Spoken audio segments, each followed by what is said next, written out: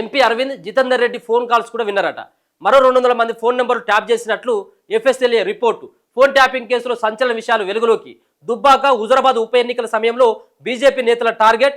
ఈ రిపోర్టు ఆధారంగా ప్రణీత్ రావును ప్రశ్నించిన SIT. Aravind Jitender Reddy phone tapping పై కొనసాగిన ఎంక్వైరీ. ఇక చూడు, ఈ దొంగలు అంతా కలిసి మొత్తం ఎక్కడ ఉప ఎన్నిక ఉంటే అక్కడ ఎవరు ఫోన్ మాట్లాడుకుంటా ఉన్నారు, ఏం ఫోన్ మాట్లాడుకుంటా ఉన్నారు, గిదా చేసేది వీళ్ళు.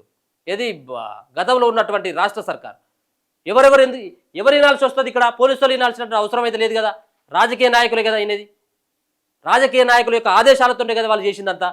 ఇప్పుడు తీగలాగితే ఏదో డొంక కదిలినట్టుగా ఇప్పుడు అందరూ వచ్చిండు. మొన్న ప్రభాకర్ రావు కూడా వచ్చిండు. ఇక దీంట్లో ఎంపీ అరవింద్ జితేందర్ రెడ్డి ఫోన్ కూడా వినరట. ఫోన్ ట్యాపింగ్ కేసులో సంచలన విషయాలు వెలుగులోకి వస్తున్నాయి. గత బీఆర్ఎస్ సర్కారు టార్గెట్ లిస్టులో బీజేపీ సీనియర్ నేత AP Jitender Reddy, Nizamabad MP Dharmapuri Aravind Kumar phone number కూడా ఉన్నట్లు forensic science laboratory FSLA report బయటపెట్టింది. దుబ్బాక హుజురాబాద్ ఉప ఎన్నికల సమయంలో వీరిద్దరితో పాటు వాళ్ళ అనుచరులు మొత్తంగా మరో 200 మందికి పైగా ఫోన్ ట్యాప్ చేసినట్టు సిట్ దర్యాప్తులో వెల్లడైంది. ఈ క్రమంలోనే స్పెషల్ ఆపరేషన్ టార్గెట్ ఎస్ఓటి కేంద్రంగా జరిగిన ఫోన్ ట్యాపింగ్ గుట్టును సిట్ రట్టు చేసింది. కేసులో రెండో నిందితుడైన ప్రణీత్ రావు సెల్ ఫోన్ డేటాకు సంబంధించి ఎఫ్ఎస్ఎల్ఏ రిపోర్టు ఆధారంగా దర్యాప్తు చేస్తున్నది. ఇందులో భాగంగా ప్రణీత్ రావు శుక్రవారం సిట్ ముందు హాజరయ్యాడు. ప్రస్తుతం బెయిలులో ఉన్న ప్రణీత్ రావును వారం రోజుల వ్యవధిలో 3 సార్లు విచారించారు.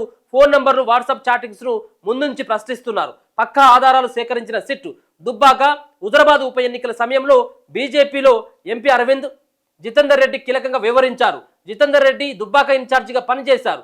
దీంతో కాంగ్రెస్ పార్టీ నేతలతో పాటు వీరిద్దరి కదలికలపై గత బీఆర్ఎస్ సర్కార్ నిఘా పెట్టింది. ఈ క్రమంలో ప్రణీత్ రావు టీం ద్వారా ఫోన్ ట్యాపింగ్ కు పాల్పడింది. వీరిద్దరి అనుచరులపై నిఘా పెట్టి ఎప్పటికప్పుడు స్థానిక పోలీసులకు సమాచారం అందించేవారని సిట్ దర్యాప్తులో తేలింది. బీఆర్ఎస్ పార్టీకి వ్యతిరేకంగా వీళ్ళు చేసే క్యాంపెనింగ్, డబ్బు రవాణా సహా ఇతర వ్యక్తిగత వివరాలను తెలుసుకునేవారని సిట్ గుర్తించింది. ఇలా ఉప ఎన్నికల సమయంలో 3 నెలల పాటు వీరిద్దరిపై నిరంతరం నిఘా పెట్టినట్టు సిట్ అధికారులు ఆధారాలు సేకరించారు. విడివిడిగా ప్రభాకర్ రావు, ప్రణీత్ రావు ఎంక్వైరీ. ఈ కేసులో ప్రధాన నిందితుడైన ప్రభాకర్ రావును విచారిస్తూనే ప్రణీత్ రావును సిట్ ప్రశ్నిస్తున్నది. ఎస్ఐబి కేంద్రంగా స్పెషల్ ఆపరేషన్ టార్గెట్స్ ను సంబంధించిన వివరాలను అధికారులు సేకరిస్తున్నారు. బుధవారం ప్రభాకర్ రావును విచారణకు వచ్చిన సమయంలోనే ప్రణీత్ రావు కూడా సిట్ ముందు హాజరయ్యారు. దీంతో సిట్ అధికారులు వీరిద్దరిని విడివిడిగా విచారించారు. ఈ క్రమంలోనే శుక్రవారం కూడా ప్రణీత్ రావు సిట్ విచారణకు వచ్చాడు. దాదాపు 6 గంటల పాటు ఆయన సిట్ విచారించింది. ప్రణీత్ రావు టీం ట్యాపింగ్ చేసిన ఫోన్ నంబర్లు, ఆ తర్వాత తమ టార్గెట్ రహస్యాలను మాజీ అడిషనల్ ఎస్పీలు Bhujanga Rao, Tirupathanna, SIT task force మాజీ డీసీపీ రాధాకిషన్ రావు అందించడాన్ని సంబంధించిన వివరాలతో స్టేట్మెంట్ రికార్డు చేస్తున్నారు. ఇక ఎఫ్ఎస్ఎల్ఏ రిపోర్టు ఆధారంగా ఎఫ్ఎస్ఎల్ఏ నుంచి అందిన రిపోర్టు ఆధారంగా ప్రభాకర్ రావు, ప్రణీత్ రావు నుంచి కీలక సమాచారం రాబట్టే అవకాశం ఉంది. 2 రోజుల విచారణలో ప్రభాకర్ రావు తెలిపిన వివరాలతో పాటు ప్రణీత్ రావును కలిపి విచారించేందుకు సిట్ అధికారులు ఏర్పాట్లు చేస్తున్నారు. ఈ క్రమంలోనే శనివారం విచారణకు హాజరయ్యిన ప్రభాకర్ రావు నుంచి మరింత కీలక సమాచారం సేకరించనున్నారు. ఆ తర్వాత వీరిద్దరిని ఎదురెదురుగా కూర్చోబెట్టి కౌంటర్ ప్రశ్నలు వేసేందుకు సిద్ధమవుతున్నారు. ప్రధానంగా ప్రభాకర్ రావు వెల్లడించే సమాచారం ఆధారంగా ఆయన వాంగ్మూలం రికార్డు చేసి తదుపరి చర్యలు తీసుకునేందుకు రెడీ అవుతున్నారు. ఫోన్ ట్యాపింగ్ కేసులో ప్రభాకర్ రావు నోరు విప్పితే బీఆర్ఎస్ కు చెందిన 2 కీలక నేతల చుట్టూ ఉచ్చు బిగించుకునేటువంటి అవకాశాలు ఉన్నాయని పోలీసు వర్గాల్లో చర్చ సాగుతుంది. ఎంత దుర్మార్గులనల్లా, వీళ్ళని నీచునల్లా, నికృష్టునల్లా మీరే అర్థం చేసుకోరు. ఎంతమంది జీవితాలను నాగం చేసి అనుకుంటా ఉన్నారు వీళ్ళు. జితేందర్ రెడ్డా లేకపోతుంటే ధర్మపురి అరవింద కాదు, రేవంత్ రెడ్డిది చేసిండ్లు, ఇక్కడ ఉన్నటువంటి సినీ యాక్టర్లు చేసిండ్లు, హీరోయిన్లు చేసిండ్లు. ఈ చివరికి దుర్మార్గులు హైకోర్టు జడ్జిలు సైతం కూడా ఫోన్ ట్యాపింగ్ చేసిండ్రు. అంటే ఎంత దుర్మార్గంగా, ఎంత రాక్షసంగా వ్యవహరించాలో మనం అర్థం చేసుకోవచ్చు. అంటే ఎన్నికల సందర్భంలో ఎవరెవరికి ఏ ఫోన్లు మాట్లాడుతూ ఉన్నారు. సరే, ఎన్నికలు అనగానే ఏ పార్టీ అయినా పైసలు పంచుతుంది. అంటే దీంట్లో ఎట్టి పరిస్థితుల్లో ఎన్నికల్లో గెలవనియొద్దు. వాళ్ళు పంచేటువంటి పైసలను అడ్డుకోవాలి, వీళ్ళకు మార్గం సుముఖంగా చేయాలి అన్నట్టు. అంటే ఒకవేళ కనుక భార్య భర్తలు మాట్లాడుకున్న విన్నరు, సినిమా హీరోలు హీరోయిన్లు మాట్లాడుకున్న విన్నరు, రియల్ ఎస్టేట్ వ్యాపారులు ఏం ఫోన్లో మాట్లాడుకుంటా ఉన్నారో అది విన్నరు.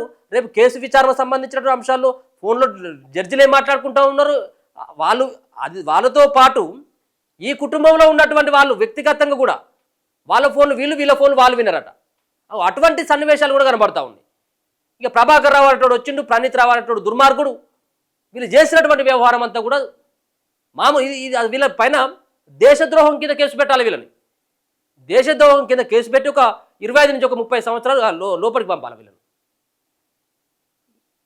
ఇటువంటి పనులు చేసినటువంటి ఈ వీళ్ళు ఇలా మళ్ళా కేసును తప్పుదో పట్టించేందుకు లేకపోతే ఇచ్చినటువంటి హామీలను అమలు చేయక ఈ మీరు చేసిన లంగ పనులు, ఈ లంగ పనుల మీద ఈ సిట్ వేసి ఇటువంటి విచారణ కమిషన్లు వేస్తే ఇవి కమిషన్లు కావు, ఇది కాంగ్రెస్ కమిషన్లు అని ఒకడు అంటాడు. మీరు చేసింది సుఖమైన పని చేసిన ఆయన చేసింది లంగ పనులు కదా మీరు. ఇగో అట్లా వందల మంది కాదు వేల మంది ఫోన్లను ట్యాప్ చేసారు. 10 సంవత్సరాలు ఎక్కడికక్కడ నాశనం చేసారు. ఎవరెవరు మాట్లాడుకున్నా మొత్తం విన్నారు. ఇక ఈ ప్రభాకర్ రావు అయితే ఇక ఇక వాళ్ళు చేసినటువంటి ఆ పనులకి ఉరి శిక్ష చేసినా కానీ తక్కువే. సో అటువంటి ఎంక్వైరీ అవుతా ఉన్నదట.